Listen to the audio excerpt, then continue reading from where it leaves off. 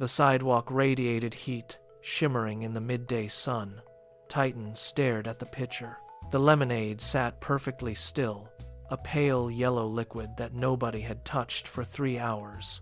Beside him, Alex scanned the empty street, his fingers drumming against the edge of the wooden table. Not a single person had walked past since noon. Titan sighed, his shoulders dropping as he leaned against the table. He tapped his chin, looking at the sign that promised refreshment, then back at the untouched glasses. "Why is it so quiet?" he asked, his voice flat. Alex did not answer.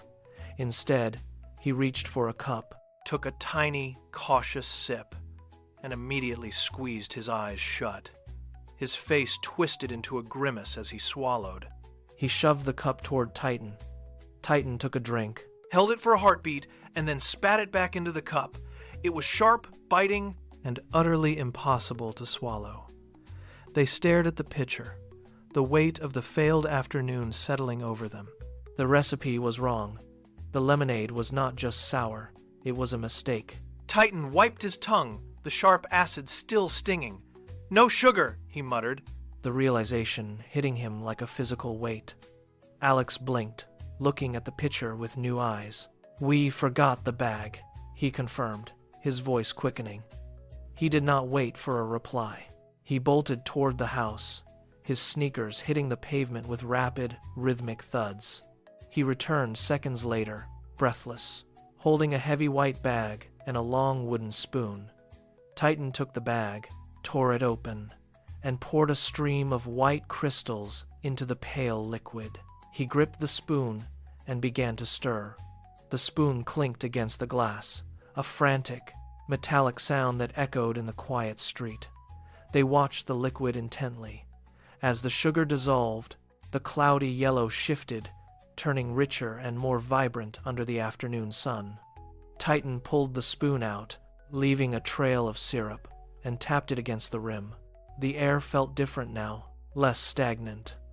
They had a second chance.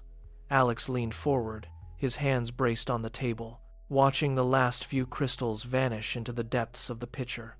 The mistake was gone. Titan straightened the table, his palms damp. He looked down the sidewalk. Mr. Henderson was approaching, his small dog trotting ahead on a taut leash. The boys exchanged a glance. Alex nodded, his breath held in his chest. Titan stood up, his hand hovering over the ladle. "Mr. Henderson!" he called out, his voice cracking slightly before finding its steady pitch. The man stopped, his boots scuffing the concrete. He squinted toward the table, then turned, his dog yapping once at the sudden halt. Titan poured a fresh cup, the liquid flowing smoothly into the glass. He held it out. Mr. Henderson walked closer, his eyes fixed on the pitcher. He took the cup, raised it to his lips, and drank. The boys watched his throat move, their own throats tight. The seconds stretched. Mr. Henderson pulled the cup away, his mouth curling into a wide, crinkled grin. He smacked his lips once, twice, and then thrust his thumb high into the air. The tension snapped. Titan exhaled, his shoulders finally dropping away from his ears. Alex let out a sharp, quick laugh, his eyes bright. The lemonade was no longer a mistake. It was a success. They had something real to sell. Titan grabbed the cardboard, his marker scratching furiously against the surface. He crossed out the old price and slashed a new one beneath it. Alex leaned in, his pen dancing across the corner of the sign as he sketched a bright, jagged lemon. Titan stood on his chair, his voice booming across the pavement. "Half price. First cup is half price." The words hung in the air for a heartbeat. Then the sidewalk erupted. A cluster of kids from the park turned, their sneakers squeaking as they sprinted toward the table. Titan grabbed a stack of cups, his movements blurring.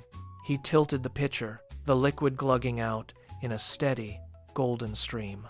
Alex moved with the same frantic speed, snapping napkins into the hands of the waiting crowd and catching coins as they hit the plastic jar. The jar clattered, the metal ringing against plastic with every drop of change. Titan did not look up. his fingers steady as he balanced cup after cup. The lemonade level plummeted. The crowd pressed in, faces bright, voices overlapping in a wall of noise. The table shook under the weight of the demand. They were no longer just watching. They were in the middle of a surge, every muscle engaged in the rhythm of the sale. The pitcher tilted, a final golden drop clinging to the rim before falling into the last waiting cup. Titan pulled the pitcher back, his wrist aching. The table was empty. The crowd drifted back toward the park, their voices fading into the distance. Silence settled on the sidewalk, heavy and warm. Titan set the pitcher down with a soft click and looked at the coin jar. Now filled to the brim with silver and copper, he turned to Alex. Their palms met in a sharp, resounding slap. Titan gripped his friend's shoulder. "We actually did it," he said. Alex wiped a smudge of juice from the table, his eyes tracing the line of the jar. "We listened to the feedback, we tested the fix, and we made it work," Alex replied. Titan looked at the cardboard sign, then back at the street. "Bad ideas are just good ones that need more work," he added. Alex nodded, his gaze steady. "Exactly. You listen, you test, you improve.